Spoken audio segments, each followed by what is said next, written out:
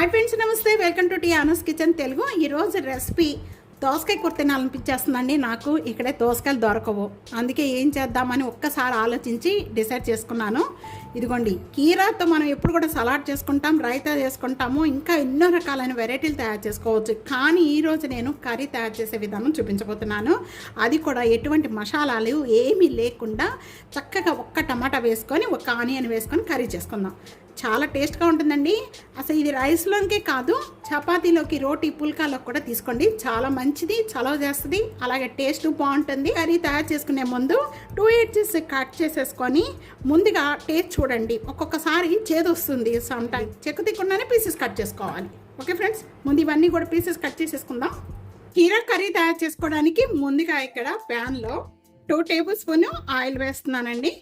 Oil బాగా కాగిపోయిన వెంటనే ఒక 1/4 టేబుల్ స్పూన్ జీరా, 1/4 టేబుల్ స్పూన్ ఆవాలు, 1 ఎండుమిర్చి బాగా వేగిపోయిన వెంటనే ఒక 2 వెల్లుల్లిపాయ రెబ్బలు. వెల్లుల్లిపాయ రెబ్బ కూడా మీకు ఇష్టం ఉంటే వేసుకోండి, తిన్నవాళ్ళు వేసుకోకపోయినా పర్వాలేదు, టేస్ట్గానే ఉంటుంది. ఇలా వేగుతూ ఉండగానే కొద్దిగా కరివేపాకు వేసేద్దాం. వేగిపోయిన వెంటనే కూడా ఇక్కడ పచ్చిమిర్చి, ఉల్లిపాయ.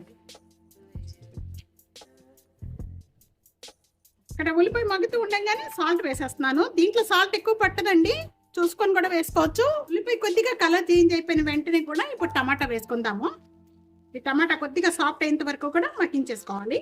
ఈ విధంగా మగ్గిపోయిన వెంటనే కూడా ముందుగా పీసెస్ కట్ చేసుకున్న ఈ కీరా ముక్కలన్నీ కూడా దీంట్లో వేసేసుకుందాం. అసలు దోసకాయ కూర తిన్నట్టే ఉంటుందండి, అసలు చాలా బాగుంటుంది. మేము ఉన్న చోట దోసకాయ దొరికింది కాబట్టి నేను అప్పుడప్పుడు ఇలా కర్రీ చేసుకొని తింటామండి. దోసకాయ కూర తిన్నట్టే ఉంటుంది అనమాట. ఇది తినేసేసుకొని ఇంకా దోసకాయ కూర తిన్న ఫీలింగ్లో ఉంటుంది అనమాట. మాకు వాటర్ ఏమి యాడ్ చేసుకోవద్దు, అప్పుడే మూత పెట్టేద్దాం. మూత పెట్టేసుకొని ఒక 2 మినిట్స్ వరకు కూడా లో ఫ్లేమ్లో పెట్టుకోవాలండి. అయిపోయిన వెంటనే ఇప్పుడు ఓపెన్ చేద్దాము.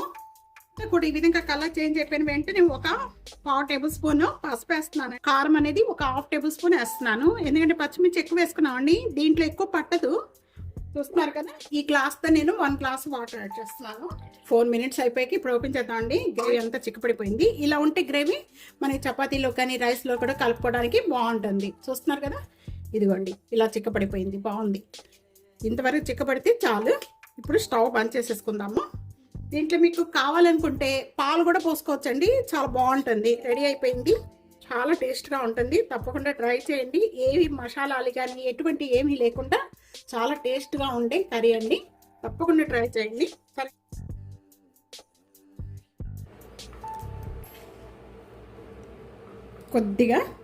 కొత్తిమీర వేసుకుందామండి. చాలా టేస్ట్గా ఉంటుంది. కొత్తిమీర ఎంత వేసుకుంటే అంత టేస్ట్ ఉంటుంది. తప్పకుండా ఈ విధంగా తప్పకుండా ట్రై చేయండి. ట్రై చేసి మీకు ఎలా ఉందనేది కామెంట్స్లో తెలియచేయండి. వీడియో నచ్చితే కనుక ఫ్యామిలీకి, ఫ్రెండ్స్కి video share and like, comment, subscribe చేసుకోవడం అస్సలు మర్చిపోద్దు friends. Thank you for watching. Next వీడియోలో మళ్ళీ కలుద్దాం. అంతవరకు సెలవు, బాయ్.